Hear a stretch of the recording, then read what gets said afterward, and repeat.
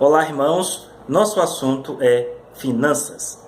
O capítulo 6 do Evangelho de Mateus, cerca de metade dele, do 19 até o 34, temos aí 16 versículos tratando sobre finanças em três âmbitos: o uso do dinheiro, o amor ao dinheiro e a escassez do dinheiro. E como devemos nos comportar diante disso? São três assuntos, de um só, que Cristo vai nos orientar como devemos fazer acerca do amor a Ele, acerca da escassez e acerca do uso.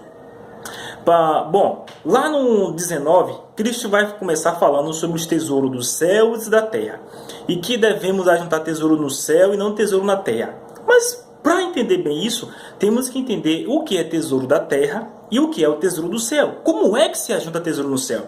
É uma das coisas que da Bíblia, biblicamente, que você às vezes ensina sem ter ensinado nada. Você chega para as pessoas, para os crentes, e diz que eles devem ajuntar tesouro no céu, ao passo que você não fala como é que se faz isso.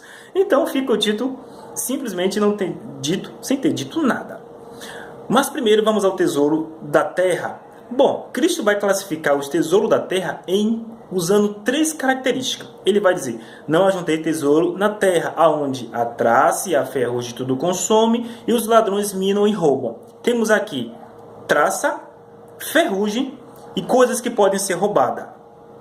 A primeira, que é a traça, Cristo está falando sobre roupa, que roupa é um dos tesouros da terra, ter roupa. Segundo, que é objetos de ferro, que enferrujam. Podemos usar como exemplo hoje, carro. E o terceiro, que é coisas que o ladrão pode roubar, como um relógio, dinheiro, carteira, celular, e outras coisas. Qualquer coisa que o ladrão possa levar. São coisas que os ladrões minam e roubam. Então, através dessas três características que Cristo faz, sabemos então o que é o tesouro na terra. É basicamente tudo que a gente tem em nossas vidas. Questão de roupa, questão de materiais, questão de coisa que nós precisamos. Ele vai dizer que o nosso coração, nossa mente, não deve ser voltado para roupa, acúmulo de bens ou acúmulo de coisas, como um certo pastor tirou onda falando que ele tinha um relógio que custou cerca de $4.000. É exatamente esse tesouro da terra que Cristo está combatendo. Então ele vai falar sobre tesouro da terra. Pronto, entendemos o que é o tesouro na terra que Cristo falou. Coisas que a traça pode corroer, que a ferrugem pode corroer e que também os ladrões podem minar e roubar. Basicamente, tudo aí que você possa comprar. Certo? E aí vamos para o tesouro do céu. O que é o tesouro do céu? Como é que se ajunta tesouro no céu? Bom, temos então aquela passagem do jovem rico, em Mateus 19, 21, que Cristo diz para ele, o jovem rico: se queres ser perfeito, vai, vende tudo o que tens e dá aos pobres, e terás um tesouro no céu, e vem e segue-me. Aqui temos o primeiro esclarecimento do que é tesouro no céu. Como é que se ajuda tesouro no céu? Ajudando os outros, ajudando o necessitado, seja com roupa, com comida, seja com remédio. Isso, dessa forma, ajudando os outros nos mais diferentes âmbitos, você vai juntando tesouro no céu. E também em Lucas 12, 33, esse capítulo 12 de Lucas é um capítulo voltado para essa questão de finança, dinheiro, ganância, avareza, é o foco. E no 33, 34 ele vai dizer: vendei o que possuis e dai esmolas, e fazer para vós bolsas que não envelheçam, tesouros no céu, que não se acabe, aonde os ladrões não chegam e a traça corrói. Porque onde estiver o vosso tesouro, aí estará o vosso coração. Cristo vai dizer: se quando você observa que na vida de um crente, ele mais acumula bens na terra do que acerca de ajudar os outros, aí vai dizer: onde estiver o seu tesouro, para onde você está mais voltado, aí está o vosso coração. Se o coração desse crente é voltado a ajudar os outros, os seus irmãos quando precisam, ou se o coração desse crente é voltado somente em conquistar coisa para ele, em ganhar o melhor dessa terra. Então, essa é a primeira parte que ele trata sobre a questão do uso. Então, o uso das finanças deve ser voltado para os tesouros do céu, ajudar os outros, dar uma esmola, seja de comida, de roupa, seja de remédio. Então, vai falar sobre a prioridade, a priorização do uso do seu dinheiro. da finança. Por isso que também, se não me engano, em Romanos, fala que devemos trabalhar. Não vou afirmar que é Romanos. Que devemos trabalhar para que a gente tenha também para ajudar aos outros. Então, o fator de trabalharmos, além de comprar algumas coisas que nós precisamos, também é para comprar coisas que os outros precisam. Portanto, é sempre muito agradável a Deus, você ajuda a tesouro no céu, se você vê o seu irmão que precisa de uma roupa, que precisa de um short, que precisa de um remédio, de uma sandália, e você o compra para ele, e você o ajuda. Você acumula tesouro no céu. Mas não vá sair por aí espalhando, pegar o microfone e dizer para a igreja que você fez isso, porque aí você perde o seu galardão. Aí já vira exibicionismo e você perde, como ele fala no mesmo capítulo 6. A segunda parte, ele vai falar sobre o amor ao dinheiro. E Cristo faz aqui uma correlação de 4 pontos do processo da cobiça. Ele vai falar sobre o amor às finanças, ao dinheiro, também como está escrito em 1 Timóteo, capítulo 6:10, que diz assim: porque o amor ao dinheiro é a raiz de todos os males. Certo? Cristo vai fazer o seguinte, ele vai falar sobre se os seus olhos forem maus, todo o teu corpo terá luz, ou todo o teu corpo será treva. Se os seus olhos forem bons, todo o teu corpo terá luz. Aí, por último, ele vai falar sobre os senhores. Você não pode servir a dois senhores. Você ou serve a Deus, ou serve a Mamon, no caso, o dinheiro. Aqui, o que aparenta que Cristo está pulando de assunto, ele não está pulando de assunto. Ele continua ainda tratando do mesmo assunto quando ele começou a falar sobre os tesouros dos céus. Veja o que Cristo está falando. O que é cada ponto? Os olhos maus, as trevas ou luz do corpo, e os dois senhores, o Senhor Mamon, e os tesouros do céu e o tesouro da terra. Olha o que ele está falando. Se os meus olhos forem maus, maus em quê? Em cobiça, em concupiscência, em ganância. Em que? Aos tesouros da terra. Se os meus olhos forem maus, de cobiça, ele vai desejar os tesouros da terra. O que vai acontecer a seguir? Isso vai fazer com que o meu corpo seja trevas. Que trevas é essa? São as ações que o meu corpo vai ter para conseguir o tesouro da terra. E como é que eu consigo o tesouro da terra? Com a última citação dele, que é Mamon. Então ele vai dizer, o tesouro da terra, que os meus olhos cobiçam, o meu corpo vai trabalhar para ter Mamon, utilizando Mamon, eu consigo o tesouro da terra para satisfazer o meu olho mau. Então ele está falando do processo da ganância, da cobiça aqui. E esse amor ao dinheiro, citado em 1 Timóteo 6:10, e também citado aqui como seu Senhor, em Colossenses 3:5, ele vai dizer o seguinte: mortificar os vossos membros que estão sobre a terra. Aí ele cita vários pecados. E o último ele vai dizer, e a avareza, que é idolatria. Esse processo que Cristo está dizendo aqui, quando você faz isso, seus olhos cobiçam o tesouro da terra, isso porque Mamon, o dinheiro, é seu senhor. Se o dinheiro, no caso, as finanças, é seu senhor, logo isso é uma idolatria. Então, Timóteo fala de amor a ele, Mateus vai falar que ele é seu Senhor, e Colossenses vai dizer que isso é idolatria. Então, todo crente que o coração dele está voltado em conquistar coisas da terra, e ele não tem frutos, nenhum fruto de piedade para mostrar, logo, Cristo está dizendo, aonde tiver o vosso tesouro, aonde você está juntando coisas, aí está o seu coração. Então, essa é a segunda parte do discurso de Cristo sobre a questão das finanças, o amor a ele, o cuidado para que você não venha passar a amá-lo, que ele venha ser Senhor na sua vida e que não se torne idolatria ao dinheiro, uma idolatria às finanças, e você fique priorizando roupas, objetos que enferrujam e que ladrões possam roubar, e não ajuntando para você tesouros no céu, praticando a piedade, praticando a justiça. Esse é o segundo ponto. O último ponto, que é a escassez, Cristo vai tratar sobre a questão, ele vai combater a ansiedade e a preocupação. Quando as suas finanças vai mal, qual é uma das primeiras características que aparece no seu coração? Estresse e preocupação. E Cristo vai combater a isso. Só que Cristo, em nenhuma parte ali vai dizer que ele vai fazer sua vida prosperar. Ele simplesmente vai dizer que ele vai lhe abençoar. Mas veja que coisa curiosa. Por 3 vezes, no versículo 25, que é onde começa, no versículo 31 e no versículo 34, Cristo vai falar sobre, vai combater a ansiedade. No 25 ele vai dizer, não andeis ansiosos, porque você não tem o que comer, porque você não tem o que vestir, porque você não tem o que beber. Não ande ansioso, preocupado. Aí ele vai repetir isso no 31, não vos inquieteis. E vai dizer de novo no 34, lá no último versículo do sermão. Que a gente não andar com o coração inquieto, por conta de não ter o que comer, não ter o que vestir, não ter o que beber.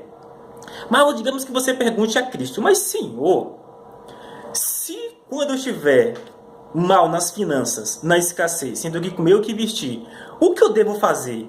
Olha a resposta de Jesus Cristo. Buscai primeiro o reino dos céus e sua justiça. E estas coisas não é todas as coisas. E todas estas coisas, que estas coisas? O sustento da comida, da roupa e da bebida, vos serão acrescentados. Olha que coisa! Você entendeu o que ele está falando? Que quando você estiver na escassez, não é para você ficar preocupado com a escassez. É para você voltar o seu coração para a justiça do reino. Preocupado antes com coisas que você... do reino do céu, suas justiças, coisa que você precise espiritualmente. Então, toda vez que um crente estiver na escassez, o foco do Senhor é que a gente se volte para a sua justiça, para o reino. Mas espera aí. Falar de reino e justiça também não está ensinando nada, se não explica o que é reino, se não explica o que é justiça. O reino é todas as coisas que tangem a Bíblia, as suas doutrinas. Ou seja, quando você estiver em escassez, procure conhecer mais de Deus, aprender mais suas doutrinas. Procure a questão de evangelismo, mais sobre a questão da igreja. E quando fala de justiça, está tratando, além do que já falamos, dos atos de piedade para com o próximo, mas como o amor, o perdão, o bem-dizer, que são os atos de justiça do reino. Então, quando estamos nesses momentos difíceis, a orientação bíblica é não fique preocupado com a situação ruim que você está vivendo, mas tenha prioridade, durante esse momento ruim que você está vivendo, as coisas de Deus, o Evangelho, procure amar, procure bem-dizer. Aí ele vai dizer, e todas estas coisas, as coisas necessárias para a sua vida, para a sua sobrevivência, comer, beber, vestir, vos serão acrescentados. E aqui a gente entra num assunto importante. Alguns crentes, levados pela heresia do triunfalismo, dizem que tem que comer o melhor da terra. Bom, esse versículo, comer o melhor da terra, foi Faraó que disse para Josué, para trazer a sua família para o Egito, para comer da terra do Egito. Então foi Faraó que disse para Josué, acerca da família dele, concernente à terra do Egito. Um outro versículo que está escrito também em Isaías 1,19, que diz assim, e comereis o bem desta terra, que ele está falando da terra de Israel, desta terra. E qual era o bem daquela terra? Era o azeite, era o figo, era a uva, se referindo disso. Beleza, mas isso aqui são passagens a um povo. Quando se trata de evangelho, o que temos? Temos Timóteo 6, 7, 8, que diz assim, porque nada trouxe para este mundo e nada podemos daqui levar. Tendo alimento e roupa, estaremos com isso contente. Então, a Bíblia, o Evangelho, não ensina, no caso de você sair por aí conquistando o mundo, conquistando, enriquecendo. Ele diz, já que você tem comida e roupa, esteja com isso contente. E acabou. E não no pensamento ganancioso de comer o melhor dessa terra. E não para por aí. Em Hebreus 13, 5, vai dizer, seja a vossa vida isenta de ganância. Olha o que ele vai dizer. Contentando-vos com o que você tem. Então, aqui corta, tanto em Mateus, tanto em Hebreus, corta essa ideia louca, egoísta, avarenta, de comer o melhor da terra, que tem que sempre conseguir tudo, sair por aí conquistando o mundo. Não, o Evangelho não é isso não. Para a sua frustração, o Evangelho não é isso não. Isso se chama avareza. E pare de ficar roubando, usurpando promessa dos outros, que nada diz respeito a você. Ser usurpador de promessa. Eu acho que aquela que nos 10 mandamentos fala não furtarás, deveria também ser aplicado às promessas. Não furtarás a promessa do teu próximo. E em Lucas 12, o grande capítulo sobre a avareza, está escrito, Acautelai-vos da avareza e guardai-vos dela, porque a vida não consiste na abundância das coisas que possui. Aqui, o capítulo 2 é o seguinte. Um homem chegou para Jesus Cristo e disse para ele, quando Cristo estava dando o sermão, Senhor, fala para o meu irmão dividir a herança dele comigo. E Cristo fala que ele não tem nada a ver com isso. E aí Cristo inicia o seu discurso contra a avareza, dando esse discurso. Acautelai-vos e guardai-vos da avareza, porque a vida de alguém não consiste da abundância do que ele possui. Então Cristo vai dar o exemplo do rico insensato, que ajuntou muitos bens para toda a vida. E ele diz para sua alma, alma, tens em depósito bens para toda a vida. Folga, come, bebe e descansa. Cristo vai dizer, louco, Deus disse a ele, Deus, louco, essa noite pedirão a tua alma. E o que tem preparado, para quem será? Por que Deus está falando isso para esse homem rico? Porque o pensamento dele foi só em ajuntar aquelas coisas para ele, e não de ajudar os outros. E aí, por isso que Cristo vai dizer, o que você tem preparado, o tesouro que você tem preparado, para quem? Só para você? Ou ajuntar o tesouro no céu, ajudando os outros? Eis a questão. Então é isso que vai tratar aqui. E curiosamente, quando Cristo combate a ansiedade, ele vai usar dois argumentos. O primeiro, ele vai falar, quem de vocês pode aumentar a sua estatura com toda essa preocupação? O que ele está querendo dizer com isso? Por acaso, quando você está no momento de ansiedade, preocupado, estressado, você pode fazer alguma interferência no seu próprio corpo, ficando um pouquinho mais alto? Só com todo esse estresse e preocupação? Não. Aí, em Lucas, em Mateus, não diz. Quem diz é Lucas.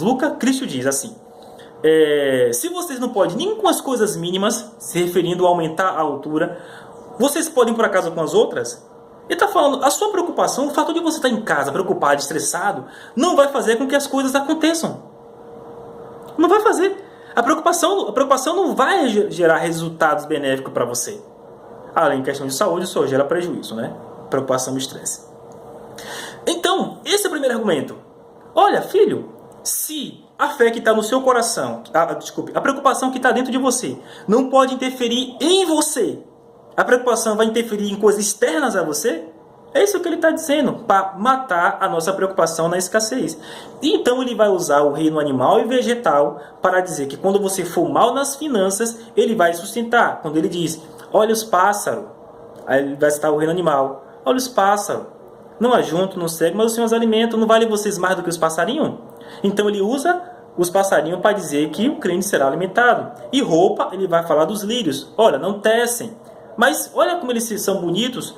Nem Salomão se vestiu tão lindo como esses lírios. Por acaso vocês não valem mais do que essas flores que nascem e são jogadas no fogo? Quanto mais vocês. Vocês são muito mais importantes do que os pássaros, muito mais importantes do que as flores.